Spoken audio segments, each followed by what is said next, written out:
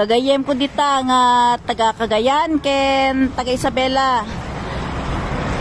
Dito iti naimas nga panganan no agaw-awid kayo dumagas no malapsan nyo dito Nueva Vizcaya. Ito Holye Resto. Ayan. Lomi, budget meal, pansitan. Nagaduti gulay da dito nga pagpilian. Lutong Ilocano nga talaga no galing kayo Manila o no abroad. No mamiss yun ti manganti lutong Ilocano dito kay nga dumaan nga mangan. Ayan o.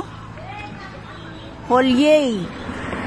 Only rice budget meal.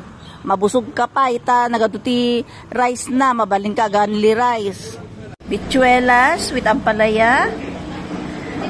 Tortang egg with tomato and onion.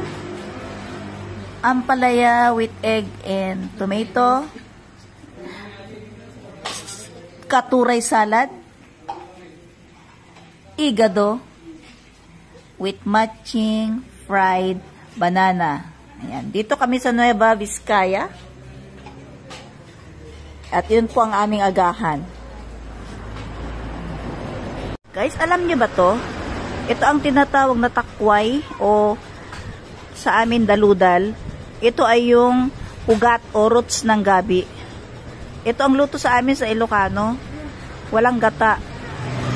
Ayan o, bagong isda ang pinaka ano niya, pampalasa niya. Tapos may halong dilis po yan o. Napakasarap po nito. Ayan. Sa mga Ilocano dyan, alam nila itong ulam na to. Ayan eh. Kakapsat parya nga native ni oh. Pinakbot nga parya oh. Nagimas ni. Ito yung kakapsat ni. Dinengdeng ni nga dati nauong na. Tapos at dati laok na nga Gigi. Uwan nagalunggong ni. Nagimas oh. Ne. Sabong ti karabasa. Tapos dahon ng kalabasa. Uong kin. At dati ano ta? Naman na gana dito ni. Patola. Ano ti patola mana? Kapatiti.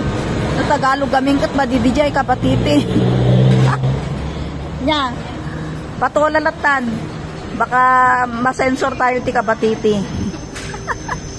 Nagimas na kakapsat na